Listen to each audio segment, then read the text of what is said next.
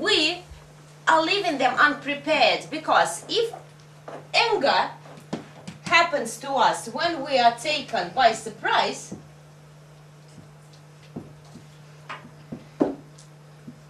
the person might even develop the habit of being angry, of being in a bad mood all the time. And some things can go not like you expect them to go.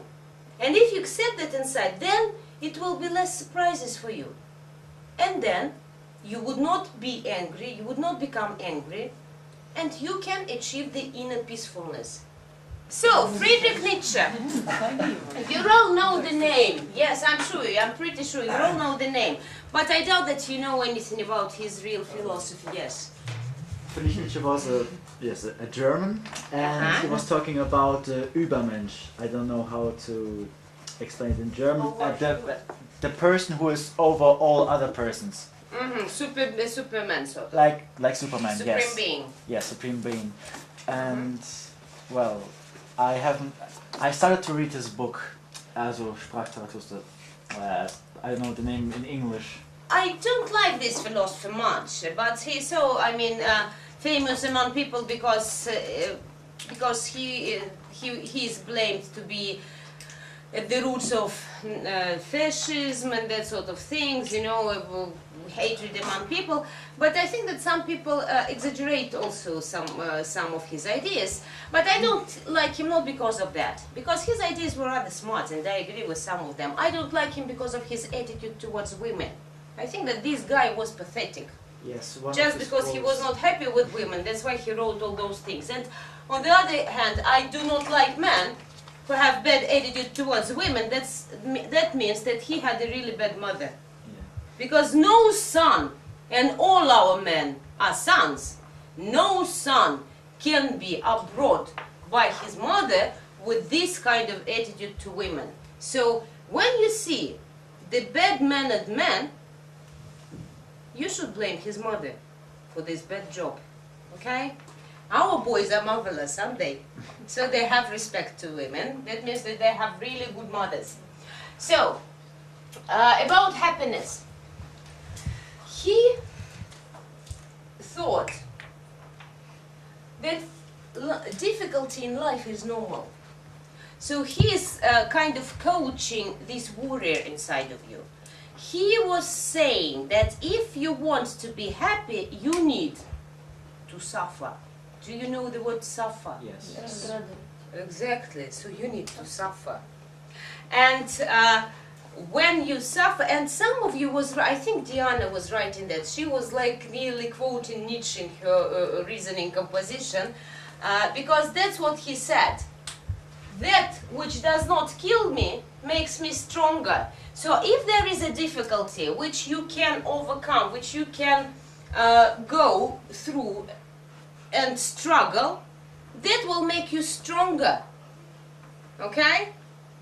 And it's okay to have difficulties, and it's okay to have troubles, because our life consists of these small difficulties and troubles and obstacles and some circumstances which are not pleasant for us. But that is what life is.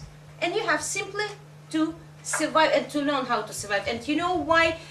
What's his idea? Why we are unhappy? Because from Seneca's point of view, we're unhappy because of those surprises we get and because those angers we get.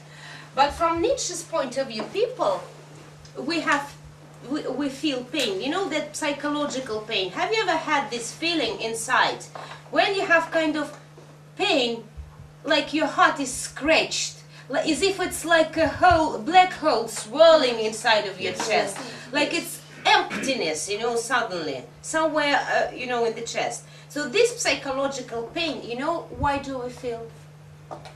From Nietzsche's point of view, each and every of us, we have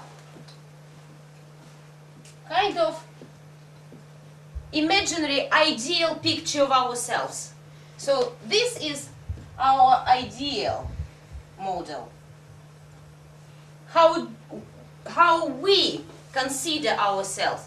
How nice we are, how do we really look, what kind of character we have. And usually we have this ideal picture. When this ideal image of ourselves comes out to the real world and meets with other people, and then these other people from real world, for example, tell us, oh, look, your legs are too fat.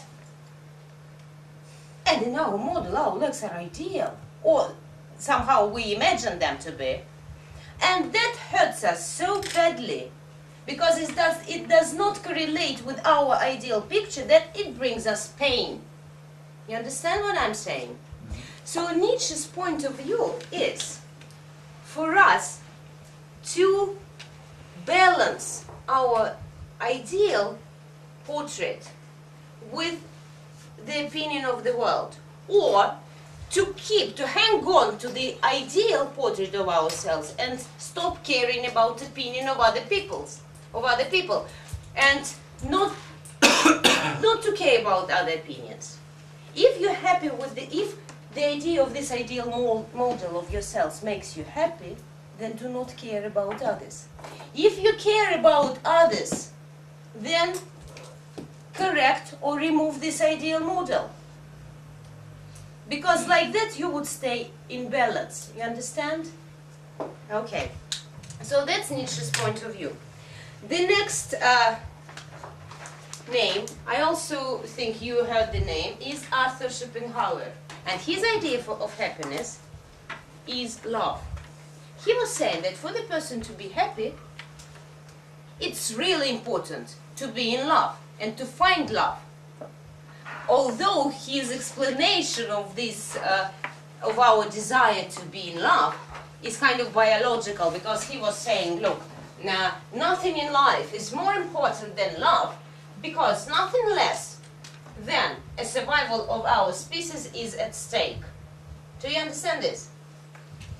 So that we are looking for love, you know why? Because we need to give birth to next generations. But on the other hand, he was rather romantic, and he loved women, and he tried to find the right woman for himself, although he had some failures. But anyway, he was rather tender towards women, and he thought, yes, love is important. And I agree. I think that if you want to reach happiness and to be happy and to avoid surprises, you have to be prepared, you have to avoid anger, and you should be in love. So he was saying, if someone whom you like does not answer you back, don't worry, there are some other candidates who would be happy to raise children with you, sort of thing.